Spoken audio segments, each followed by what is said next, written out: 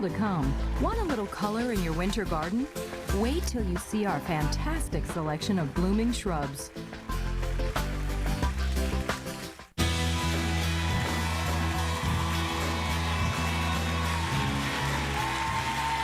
One of the shrubs I grow on my farm is witch hazel, and it will come into bloom in about a month. And here it is growing in the garden in early March of last year. You can see it and with the snow behind it, yellows and oranges and reds and kind of brownish reds. And I really love it because it is the first thing that blooms on my property in the early spring.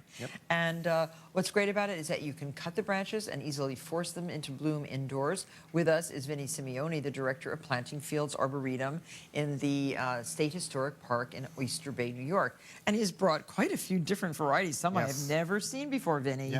Every year you surprise me. Welcome back. Thank you. Welcome back to the show. Great. So, thank you.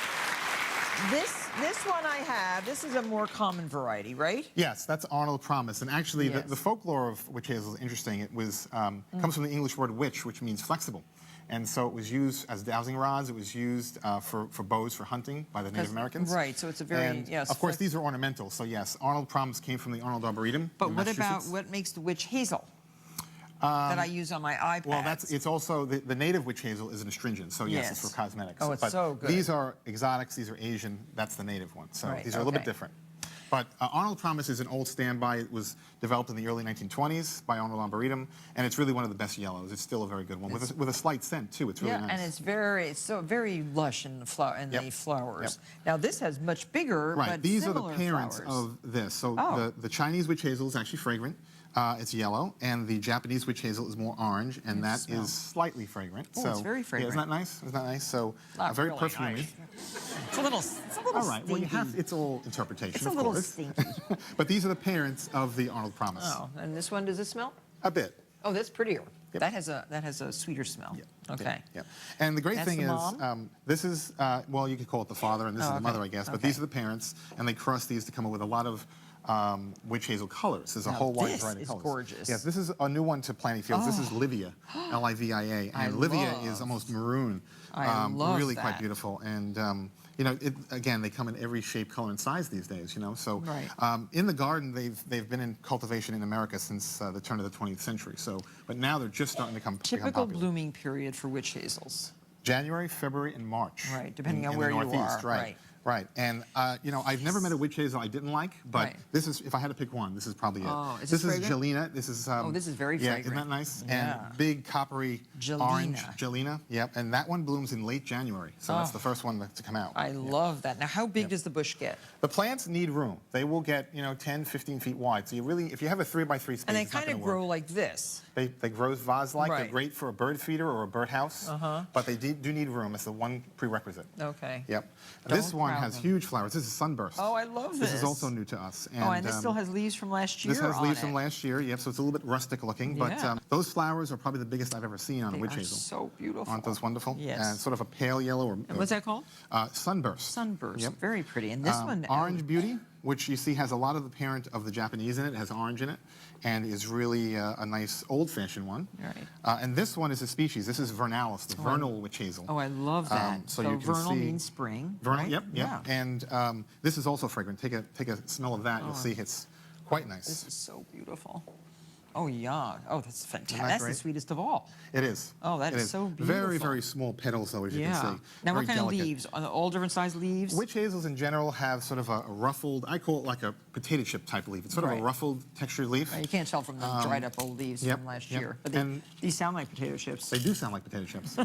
And the other thing that people don't realize is, besides their winter interest, they are wonderful in the fall. They have beautiful shades of brilliant orange. They do. It's a wonderful The leaves fall. do. The leaves, yeah. So what conditions are best for planting? What kind of soil? Well, they're very adaptable, but I would say moist, well-drained soil is best. Full sun or partial shade. And again, that giving it enough room is a big factor. But put it near a bay window or outside where you can see it right from the window. It's really And last year I effective. was told mine were growing quite close, the branches, to thin out the branches a little bit, take sucker branches When they're out. younger, they do need some pruning and Right.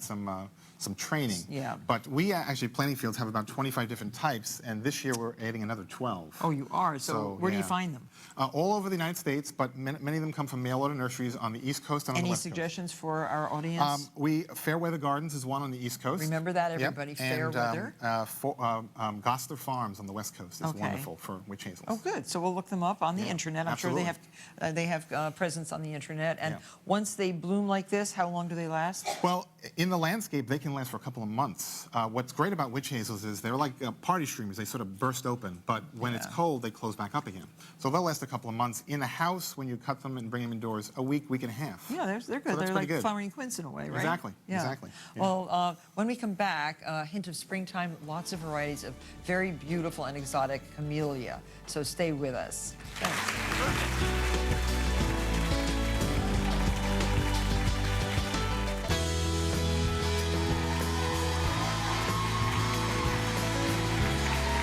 We're back with Vincent Simeone, and we're going to learn all about, well, as much as we can. As much as we can. About different species of camellia. And so you have brought some really beautiful blossoms. Now, these are all greenhouse These varieties. are non-hardy greenhouse Right. camellias, right? We have a camellia collection at Planting Fields, greenhouse How many collection. different kinds? Well, we have about several dozen species and over 200 different plants. Oh, So yeah. it's I've quite a been collection. there to see them, and they are spectacular. And this is a garden where you can go and visit and see. What are the hours? How do We're we open find every out? day but Christmas, and we're open from 9 to 5. Oh, okay. Yep. In Oyster Bay, so it's really worth a trip. It's an excursion, and there's great places to eat around there. Yep, there is. And you can see so many different kinds of trees and shrubs, and I brought in my one little camellia. That's beautiful. the one for my greenhouse. I got this at Nuccio's out in Pasadena quite a few years ago. Yep. I bought 4 little plants that I could carry home on the airplane, and they have grown into trees, Vinny. I'm so proud that's of them. great. And they said the one thing is not to overwater. Right. Right? Yep, they do need to be, they don't like wet feet, they like good drainage, and you don't want to overwater them for Right. sure. Let them Yeah. dry out almost and then Yeah, water them. exactly. And we've done that, but look how shiny the leaves are. They're so rewarding. Yep, even out of flower, they're rewarding. Oh, they are. really They're a very shiny, pretty plant. Yep. And so let's go through that. This one I just smelled. Yes. It is so spectacular. Well, you don't think of camellias as fragrant, but that is one called fragrant pink. It's an older variety. more fragrant than a rose. It is, and it looks like a rose. Oh, so, it does. Smaller flowers, but they are fragrant, and that'll bloom for us in the greenhouse for 2 or 3 How months. big is this shrub? The plant is mature. It's about an 8 or 9 foot tall shrub. Boy, how fabulous. But there are a lot That's the of same? hardy camellias that are fragrant and non-hardy ones that are fragrant. No, that's So, different. That's a different one. well, these are the same, just a they bit are. different, basically a little older. Oh, okay. So it was cut a little earlier. Now, this gorgeous one. Yeah, I have been this warned is- not to touch. The flower might fall off. Yes, they are delicate. Sawada's Dream, which is Not sort of a blush pink. But you're I am daring. incorrigible. Yes. This is so beautiful. Sawada's Dream, which is a blush pink, very large flowers. The camellia flowers can be very small or they can be very large. Right. So that's I got about the 5 mini one. Yep. From Nuccio's. It's some Probably little Luchensis or one of those. one of those tiny species. Japanese Yeah. ones. They're just Oh, I beautiful. love. Yep. Now this Yep. one is This is beautiful. one that was developed in the 1920s, and debutante is the name. Some camellia flowers can take on the appearance of other flowers. So this is called a peony type flower. It looks like a And it looks big like a mop herbaceous head. peony, Right. right? But that also has a bit of a fragrance, not as much as fragrant pink. Not. But, Don't pick it up. Yep. You're allowed. Yes. You're allowed. Oh, it smells. So, it smells very isn't that nice. beautiful? Yeah. Yep. Not as fragrant as this. And it sort of has an old-fashioned look to it. Yeah. Oh, it's beautiful. This. Now, I you think of love. variegation, you think of leaves, right? But this is actually a variegated flower. So it's Madame Cachet. It has sort of streaks of red, streaks of pink. So she's a fancy and it's French white. lady. Yes, Okay. exactly. Yes. Madame Cachet. Yes. And this- this is a Japanese named Mikin I have Jaku. seen that in gardens, like Yes. in South Carolina. Yes. And they are so And they can grow them beautiful. outdoors. In Yes. South Oh, Carolina yeah, and they South do. Carolina, yeah. You know, at Middleton Plantation. Yes. That's a yes. very beautiful Great old camellia garden. collection, yeah. And this one has streaks of white in it and red, so it's really, I mean, look how large the flower is. There's a great camellia garden also in L.A., right behind the Beverly Hills Hotel. I can't remember the name of that garden. I know but- the Huntington Botanic Garden has a Yeah, wonderful that's in collection. Pasadena. In Pasadena. But this is right behind. They have a very fabulous, and this is gorgeous. Yeah. And what about this perfect white? This is an old-fashioned variety called alba plena, meaning double white. And that one, again, has So- been around for over a century. And the whites are really, they almost look like they've been quilted. They really are. They are gorgeous. Fabulous plants. Really So, amazing. yeah. And there are hardy varieties also that can be grown indoors. So like what kind? Well, hardy varieties that can be grown indoors and outdoors in the landscape. You don't think of them as Right, you outdoor brought some plants. photos, right? Yes, we did. Okay, we so did. describe what we're going to see. Yes. These are fall blooming camellias. This is Long Island pink to represent Long Island. And those are fall bloomers. Those Outside. are October, November, December, yes. You did not tell me Single about pink. these. Yes, I want yes. some of these for This my... is Winter Rose, which is how a beautiful... pretty. Winter Star, rather, which is a beautiful... and there's Winter Star up close. A single pink flower with a yellow center. And those plants will get... and actually, this is another white one. This is Mason Farm. Is that outdoors too? All outdoors. These are all fall bloomers. Hardy fall.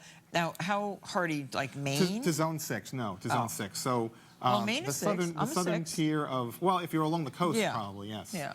Yes. So. And what's the best time of year to plant hardy camellias outside in your garden? If you're in the northeast and colder climates, I would say spring planting. If you're in the southeast or in warmer climates, I would say fall planting. But here's the spring blooming camellias. This is April remembered. So this is April, May blooming. Very beautiful. And so the this leaves next are picture, shiny. This is a great picture. This is April how, Kiss. How big that is now. And that's a young plant. That's when only should we about come 2 or to 3 planting years. fields to see the camellias outdoors? Outdoors would be April, May, or October, November. This is April Rose, which actually you see that one has reverted, so it's actually white and pink on the same plant, but the rose-colored ones on the bottom. And this is actually some evaluations that were done early on. This is a camellia that's been outdoors for us for 30 years. It's the work of Dr. Clifford Parks. Dr. Clifford Parks and Dr. William Ackerman developed a lot of the new hardy camellias. Is that Parks from Parks Nurseries? Or? From Camellia Forest Nursery. Oh, yes. oh. And so those are outdoors for 30 years or so. So how are hardy camellias best used in the landscape? Say you have shrubbery, green fir trees or evergreens. They are remarkably adaptable. They are remarkably shade tolerant. They like acidic They're like soil? acidic soils, almost like you would treat a rhododendron. So acidic soils, moist, well-drained soils, but they're very adaptable to clay soils and sandy soils. Yep. Oh. But I would use them as you would use hollies and rhododendrons in a shade garden. They're great with hostas and other perennials like that. Well, I'd like to try some camellias outdoors in my new garden, which is semi-shade. Semi-shade. They'll grow in full sun as long as you keep them well watered and mulched. But in semi-shade best. Yes. Yeah. Absolutely best. Vincent Simeone, you're always a fount of information. Thank you. Don't forget to visit planting fields in Oyster Bay, Long Island, New York. It's an amazing place. And Vinny has been working very hard for how many years? 18 years. 18 years. Been there 18 years. Yeah, well, fantastic. You've done a great job. We'll be right back.